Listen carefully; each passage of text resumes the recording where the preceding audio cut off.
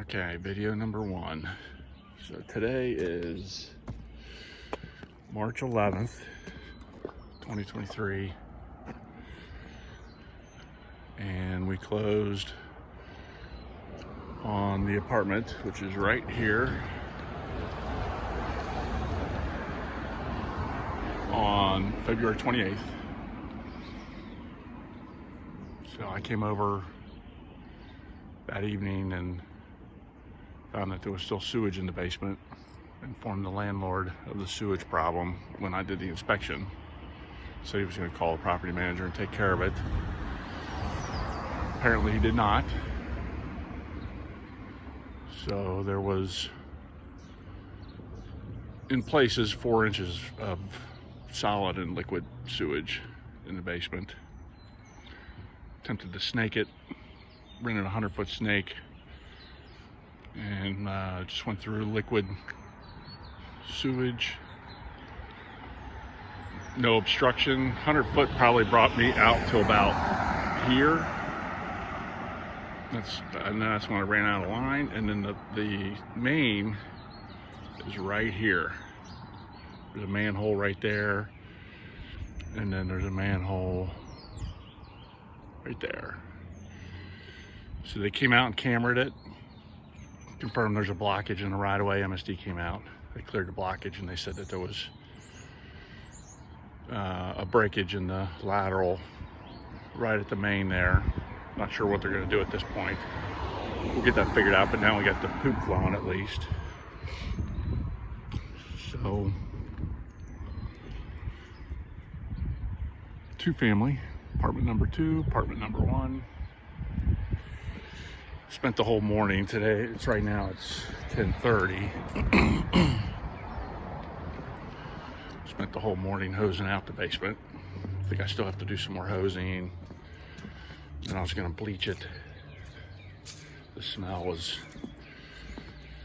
dry heaved. I dry heaved quite a bit. It was rancid. It's still pretty bad down there, but now that there's no standing sewage, it's all down the drain. It's not as bad. Let's see here. The other problem I'm having is it's just a mess down here.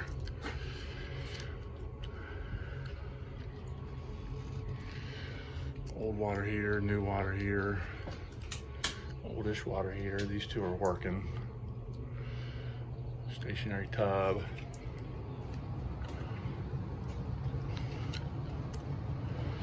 So this is where all the sewage was.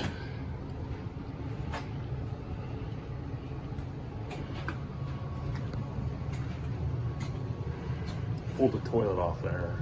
That's where I snaked it. I started hosing it.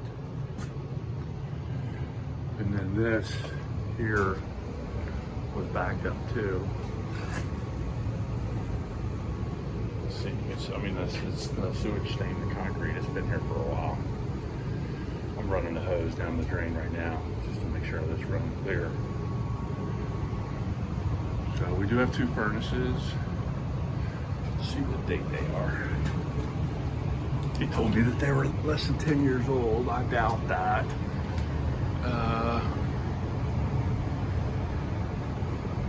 probably have to pull the cover off, figure out what the date is on them.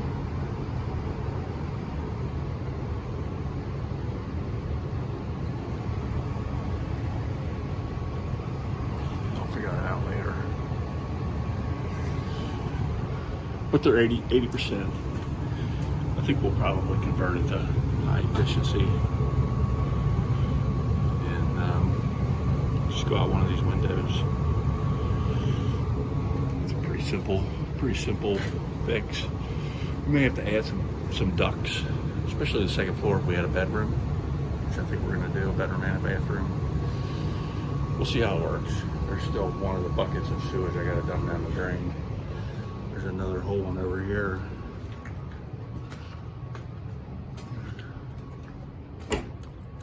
In that bucket right there. So, I mean, they've got a rough end shower here, right, with the tiles. So here's the shower. That's another issue that leaks. Gotta get that cleaned up. And I popped some of that off to run some new plumbing there. And then this was like a little water closet area here with a door.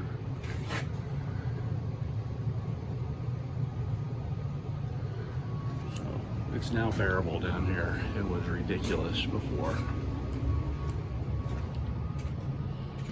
So the electric, looks like there's 60 amp service. I have to upgrade that. 260 amp services. And one, we may have to upgrade the service cable. Not really sure what they're going to do there. I'd like to get two 150s in here. Talk to Mark about that, my electrical contractor.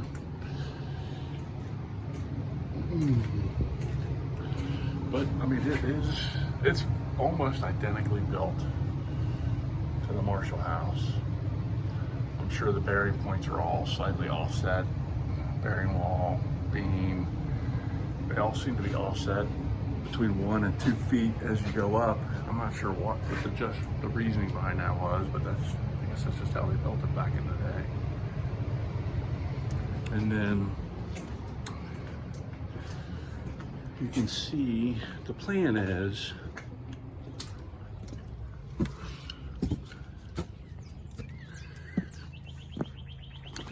this room, this bump out here right now is just like porch space.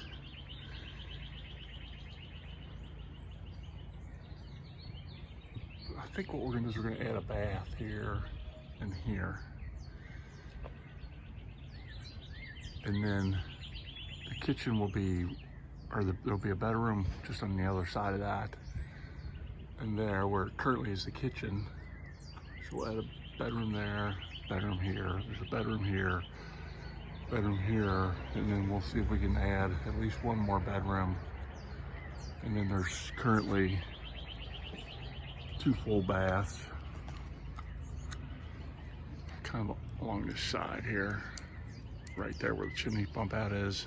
Bath on the first floor, bath on the second floor.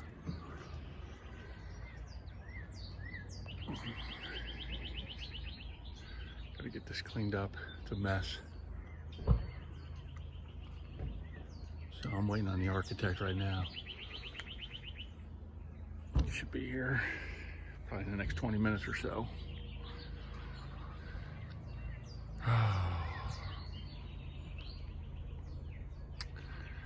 Anyways, that's the initial assessment. The upstairs tenant, I don't know how these tenants tolerated this. The upstairs tenant had no hot water in her shower. She's got a combination of galvanized copper and lead pipes going up there, and it's all kind of corroded shut due to the dielectric reaction. She said she's been living like that for months. It broke the bad news to her and the tenants down, and there's tenants downstairs too, that that we just can't do the work while they're in there. So they seem to be friendly. I'm willing to work with them on deposits, rents, and also maybe helping them to move, just to kind of expedite this thing, because our goal is to have it rented for August 1st, and we are running low. So this is where we came down. Looks like there used to be an old garage right here, and this is where the back of the house is. So if we come out and we pave all this,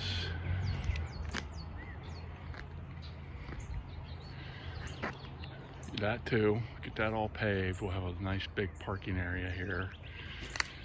And then our property still goes down here. We'll have to get a survey, but I think it goes down another, I don't know, 20 feet. I thought when I looked at the lines, you could see, I don't know if you could see in the distance, there's a accessory structure there.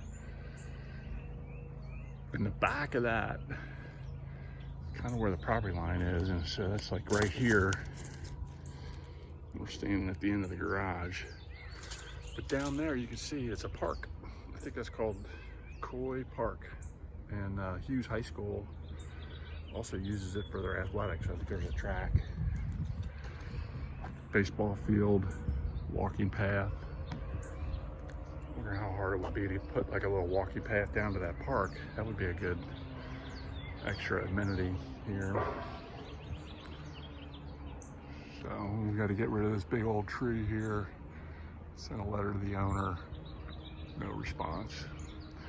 And there's a tree in front we got to cut down. The rest of it I think I can handle. Those two items I think I'm going to contact an arborist. It's kind of neat. I mean,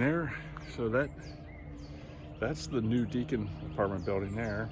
On the other side of it is Hughes High School. And campus is right along here.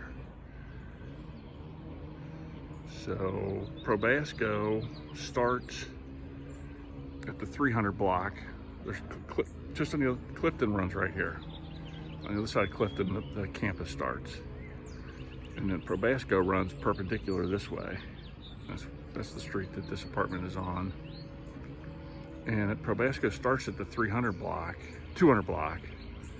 and we are at 405 Probasco. So we're literally 2 blocks off campus.